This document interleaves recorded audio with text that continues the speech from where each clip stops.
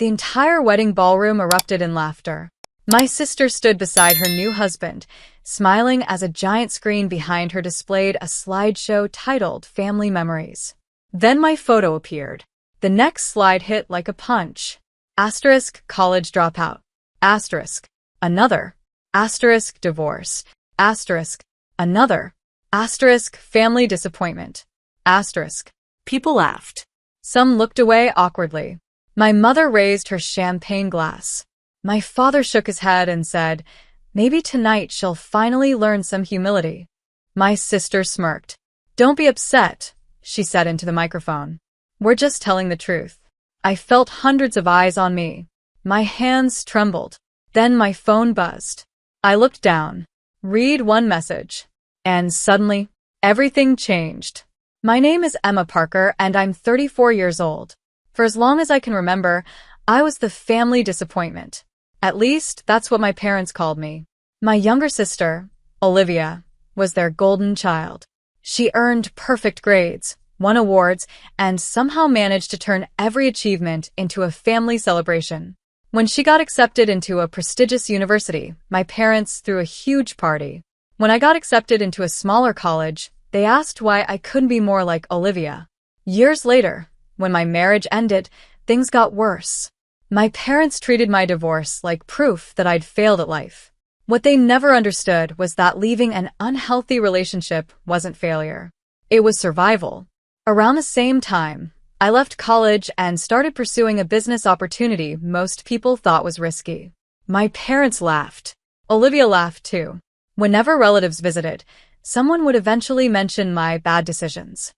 I became the family example of what not to do. So when Olivia announced her wedding, I wasn't exactly excited. Still, I accepted the invitation. Part of me hoped that maybe, just maybe, we'd act like a normal family for one day. The wedding venue was beautiful. Everything looked perfect. Too perfect. During the reception, I noticed Olivia whispering with the event coordinator several times. Each time, she'd glance in my direction and smile. Not a warm smile. A knowing smile. The kind that made my stomach tighten. I tried to ignore it. I told myself I was imagining things. But deep down, I knew something was coming. I just had no idea how far they were willing to go. And within the next hour, every guest in that ballroom would find out exactly what my family thought of me. The ceremony itself was beautiful. Olivia walked down the aisle smiling like she was starring in a movie. Guests wiped away tears. The music swelled. Cameras flashed. For a few hours, everything looked perfect. I almost started believing I had been wrong about my suspicions. Then the reception began. After dinner, Olivia tapped her champagne glass and stepped onto the stage. "Before we start dancing," she announced, "I have a special surprise." The guests applauded. A giant projector screen lit up behind her. At first, the slideshow looked normal. Baby pictures, family vacations, holiday gatherings. People laughed and smiled as memories flashed across the screen. Then my photo appeared, a picture from my college years. The next slide appeared. Asterisk, the one who never finished college. Asterisk.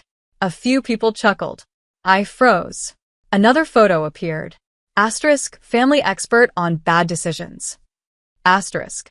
More laughter. My heart dropped. I looked toward my parents. Neither of them seemed surprised. In fact, my mother was smiling. The slideshow continued. Pictures from different stages of my life appeared one after another. Each one carried another cruel caption. Asterisk, the divorce champion. Asterisk. Asterisk, professional dream chaser. Asterisk. Asterisk, still trying to figure life out. Asterisk. The room filled with uncomfortable laughter. Some guests looked embarrassed. Others stared at me with pity. Then Olivia grabbed the microphone again. "Come on, everyone," she said with a laugh. "If we can't joke about family, who can we joke about?" More laughter followed. My father raised his glass. "Maybe tonight she'll finally learn some humility." Several people laughed harder. I felt my face burning. Years of insults. Years of comparisons. Years of being treated like I wasn't enough. All of it had led to this moment. A public humiliation disguised as a joke. I wanted to leave. I wanted to disappear. But instead, I stayed exactly where I was. Because something told me this wasn't the end. Then my phone vibrated in my hand. I looked down. A message from a contact I hadn't heard from in months. I opened it. My eyes widened. The text contained only 7 words. Asterisk, we're outside. Ready for the announcement. Asterisk. And suddenly, everything changed. For a moment, the noise in the ballroom disappeared. I read the message again. Asterisk, we're outside. Ready for the announcement. Asterisk. My heart started pounding. Not because I was surprised. Because I knew exactly who had sent it. 6 years earlier, when everyone was criticizing me for leaving college, I had quietly started building an online software business with 2 friends. It wasn't glamorous. There were months when I barely earned enough to pay rent. Months when people told me to quit. My parents called it a phase. Olivia called it an embarrassment. Even after the company started growing, nobody in my family ever asked about it. Not once. They had already decided who I was. And they never bothered checking if they were wrong. Over the years, that tiny startup became something much bigger. We landed major clients, expanded internationally, hired employees across multiple countries. But I kept my success private, partly because I was busy, partly because I was tired of seeking approval from people who had already made up their minds. Meanwhile, my family kept treating me like I was barely surviving. The irony would have been funny if it hadn't hurt so much. I looked toward the stage. Olivia was still laughing with her friends. My parents were smiling proudly. They thought they had won. They thought this would be the story everyone remembered from the wedding. I slowly typed a reply. 1 word. Come. Then I locked my phone and slipped it back into my purse. A few minutes passed. The reception continued. Music played. Guests chatted. Nobody noticed the ballroom doors opening. Nobody noticed 3 professionally dressed men entering the room. At least, not yet. I recognized all of them immediately. One was our company's chief operating officer. Another was our lead investor. The third was someone whose face had appeared in major business magazines more than once. As they walked toward the stage, conversations began fading. People started turning their heads. Whispers spread from table to table. And, for the first time that night, my sister looked nervous. The ballroom grew quieter with every step they took. People stopped talking. Forks paused halfway to plates. Even the music seemed to fade into the background. My sister watched the 3 men approach with visible confusion. "What is this?" she whispered. I didn't answer. The oldest of the 3 men reached the stage first. He politely approached the DJ and asked for the microphone. The room fell completely silent. "Good evening, everyone," he said. "I apologize for the interruption. My name is Daniel Reynolds." A few guests immediately recognized the name. Several gasped. Daniel was a well-known investor who had helped build multiple successful technology companies. He smiled and continued. "I wasn't planning to attend this wedding. However, I happened to be nearby with some colleagues, and we realized someone very important to our company was here tonight." Confused murmurs spread through the room. Daniel turned and looked directly at me. "Emma Parker, would you please stand?" Every head in the ballroom snapped toward my table. Slowly, I stood. My sister's smile disappeared. My parents looked completely lost. Daniel continued. 6 years ago, Emma co-founded a small software company. Most startups fail. This one didn't.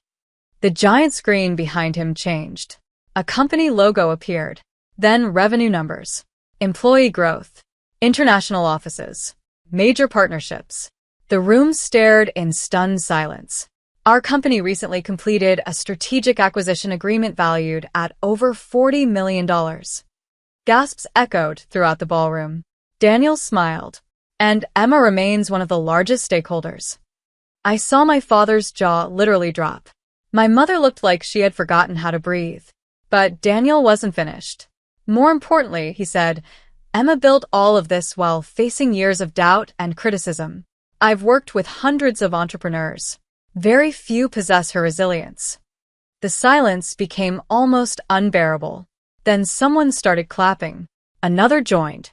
Then another. Within seconds, the entire ballroom erupted into applause. And standing in the center of it all, My sister looked like she wished the floor would open beneath her. The applause seemed to last forever. I stood there, overwhelmed, while people who had laughed at me just minutes earlier now looked at me with completely different eyes. But the most important faces weren't the guests. They were my families. My father slowly approached my table first. For once in my life, he didn't seem to have all the answers. "Emma," he said quietly, "why didn't you tell us?" I looked at him for a moment. Then I smiled sadly. "You never ask." He lowered his eyes. A few seconds later, my mother appeared beside him. Tears filled her eyes. "We were wrong," she whispered. Those 4 words should have felt satisfying. For years, I'd imagined hearing them. But standing there, I felt surprisingly calm. Not angry. Not triumphant. Just finished. Then Olivia walked over. Her perfect smile was gone. "This wasn't supposed to happen," she said. I almost laughed. Not because it was funny, because it was honest. For the first time all night, she wasn't pretending. "No," I replied. "It wasn't." She started explaining, saying it was meant to be a joke, saying nobody expected things to go this way, saying she never meant to hurt me. But I had heard enough. I didn't argue. I didn't embarrass her. I didn't try to get revenge. I simply picked up my purse and prepared to leave. As I reached the ballroom doors, I turned back one final time. "Success isn't proving people wrong," I said. "It's learning not to need their approval." Then I walked out. A year later, my business was thriving. My life was peaceful. And for the first time, I stopped trying to earn a place in a family that never truly saw me. Because the moment I stopped chasing their validation, I finally found my worth. If this story touched you, remember, never let someone else's opinion define your value. Like, subscribe, and share your thoughts below. What's the best comeback to being underestimated?